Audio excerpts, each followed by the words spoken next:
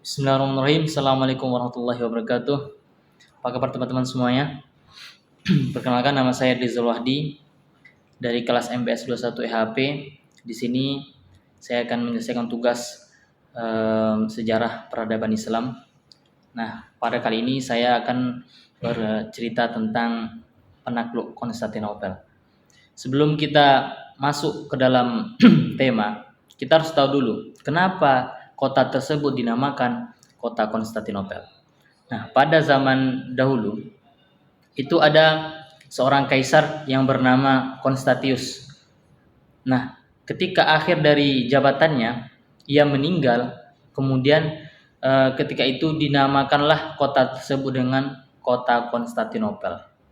Nah, mengapa banyak orang yang ingin menaklukkan Konstantinopel tersebut? Salah satu kisah penaklukan Konstantinopel yang terkenal adalah pada Kesultanan Utsmaniyah pada tahun 1453. Konstantinopel ini merupakan kota Kaisaran Bizantium yang menjadi target ambisius dari Kesultanan Utsmaniyah yang ingin memperluas wilayah kekuasaannya. Pada masa itu, Konstantinopel ini telah menjadi kota yang sangat besar dan strategis bagi perdagangan. Oleh karena itu, makanya banyak orang-orang yang ingin menaklukkan Konstantinopel. Sesuai juga sabda dari Rasulullah SAW bahwa pada suatu saat nanti akan ada orang yang bisa menaklukkan kota tersebut karena kota tersebut adalah mayoritas tidak beragama Islam. Sultan Mehmed II adalah Kesultanan Utsmaniyah yang terkenal, yang disebut juga dengan Mehmed the Conqueror, yang mana artinya adalah Mehmed sang penakluk.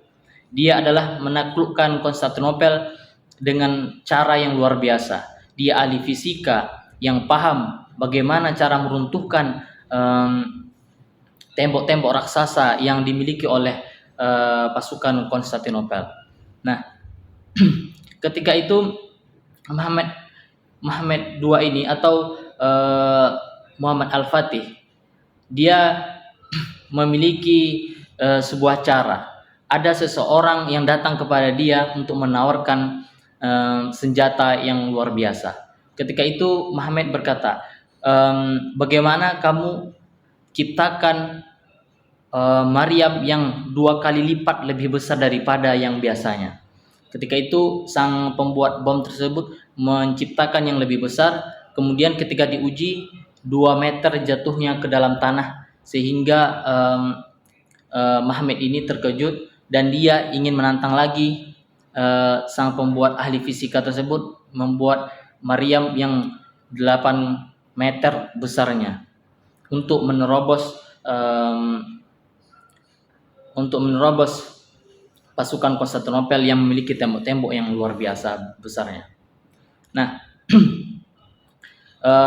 kenapa dinamakan Muhammad Al-Fatih? Karena Al-Fatih ini adalah yang bermakna pembuka. Karena dia adalah orang yang pertama kali yang bisa menaklukkan Konstantinopel.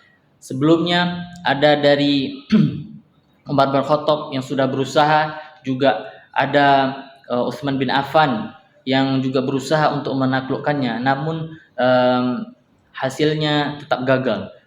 Nah, belajar dari pengalaman, maka Muhammad Al-Fatih juga berusaha bagaimana caranya memiliki strategi dan taktik-taktik yang bisa menghancurkan kekaisaran Bizantium atau disebut juga dengan Konstantinopel.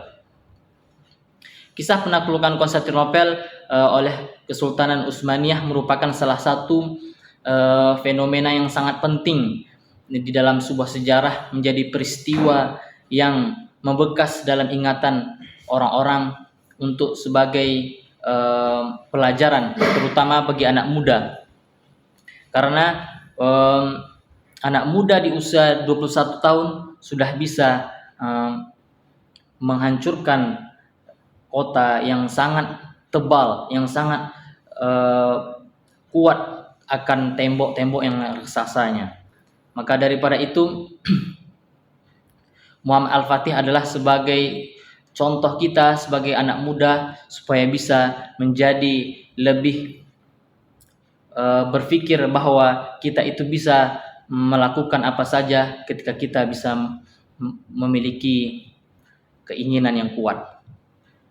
Mungkin itu saja yang kisah Konstantinopel yang pada kali ini.